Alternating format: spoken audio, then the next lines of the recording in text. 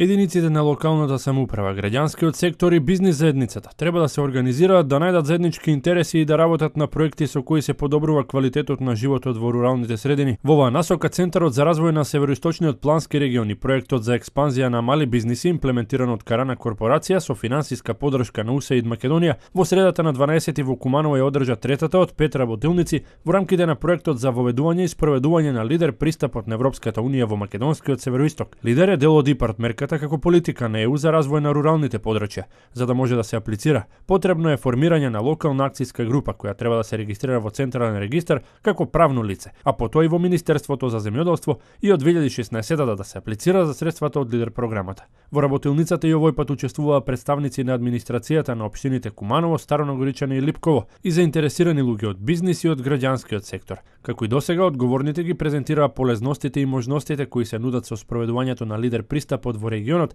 додека учесниците можеа да се запознаат со принципите и карактеристиките на овој концепт, како мерка од ИПАРТ програмата, преку која во иднина со нивно учество ќе можат да се спроведуваат проекти во руралните средини. Затоа е потребно јавно-приватно партнерство базирано на формување на локални акцијски групи, лагови, здруженија кои се состојат од представници на јавниот, граѓанскиот и приватниот сектор. Ова иницијатива веќе работи на формирање на 2 лага во Североисточна Македонија, кои ќе ги обединат трите сектори околу заеднички проблеми поврзани со локалниот економски развој и ќе им овозможат да развијат проекти за решавање на истите, потенцираше Звонко Наумовски, консултант кој работи на проектот. Морам да кажам дека интересот се зголемува бидејќи поимањето на она што значи лидер како ИПАРТ мерка се продлабочува и оттаму во таква една ситуација луѓето веќе доаѓаат, формираат конкретни прашања, ги поставуваат и тие прашања се многу значајни затоа што помагаат во доодгатнување или дообјаснување на она што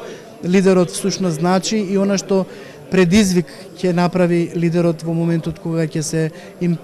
почне со имплементирање. Присутни најчесто се најголем дел се представници на единиците на локална самоуправа, бидејќи и законски тие ги имаат надлежностите за локален економски развој и вклучително тоа и за развој на руралните средини, но исто така има забележително присуство и на граѓанскиот сектор. Бизнис секторот е помалку представен затоа што бизнис секторот има една поинаква логика на функционирање. Бизнис секторот реагира во моментот кога ќе почне да ги препознава сопствените интереси. Најверојатно во моментов се уште смета дека е далеку до реалното спроведување на лидер како ИПАРТ мерка, бидејќи има уште година и пол до 2 години до незиното спроведување, но присутни се и тие и можеби тие се луѓето кои ги поставуваат и најжешките прашања, бидејќи секогаш се врзани со одредена прагматика која треба да даде одговор сега и одговор кој ќе биде задоволителен за нив по однос на нивното понатамошно учество. На работилницата преку соодветна анализа беа презентирани принципите на добро владење и потенцијалното вклучување на граѓанскиот и приватниот сектор во политиките на добро владење, како и градење на јавно-приватни партнерства. Живка Наумова од Агенцијата за финансиска поддршка на земјоделството и руралниот развој истакна дека тие ги поддржуваат ваквите проекти бидејќи значат едуцирање на земјоделците за нивно вклучување во барањето и аплицирањето со идеи за добивање на средства од ЕУ фондовите. Ние тука сме денес, значи ова е трета работилница со Североисточен западен регион. Ние како Агенција за поттикнување развој на земјоделието го поддржуваме, значи ги поддржуваме овие проекти што ги нуди со цел значи за да се формираат лагови, групи, значи со тоа се слуша и гласот од тие средини кај што живеат населението од руралните средини со цел да се постигне еден подобар и поквалитетен живот на самото население во тие места. Лидер пристапот ги кани поединците да учествуваат во стратешко носење одлуки и селекција на приоритети на кои треба да се работи во нивните области. Овој пристап гледа на локалните граѓани како на најдобри експерти за развој на нивната заедница, рече Младен Протич од Центарот на Североисточниот плански регион. Квалитетот на стратегијата, квалитетот на луѓето кои ќе бидат вклучени во лагото и квалитетот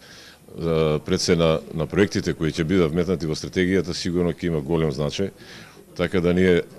се заблагодаруваме на УСЕ за поддршката, за квалитетни консултанти и секој зависи од квалитетни проекти. Дали ќе има 20 лага или дали ќе има 10 лага, сепак оние што ќе работат тие ќе добијат сигурно средства. Средствата не се само од програмата од Министерството за земјоделие. Овие лагови може да аплицираат и како невладина организација било каде, ќе се подобни. Сигурно ќе има разни донатори кои ќе сакаат овие лагови да продолжат, бидејќи тие се по услов, ако ги формираме овие, да кажеме на ниво на цела Република Македонија, локални акциони групи, дали ќе се 10, дали ќе се 20, тогаш пак Македонија ќе може да се акредитира во Европската Унија за лидер пристапот, односно за поголемите пари кои се во Европа. Во североисточниот регион ќе бидат формирани две акцијски групи. Едната ги опфаќа Куманово, Старо Нагоричани и Липково, а другата општините Крива Паланка, Кратово и Ранковци. Со проектот ќе се настојува да се надмине недостатокот на свесност и капацитети кај руралното население за полезноста и спроведувањето на пристапот лидер, да се воспостави соработка помеѓу заинтересираните страни на локално и регионално ниво и да се надмине недостатокот на вештини за подготовка и спроведување на стратегии за рурален развој.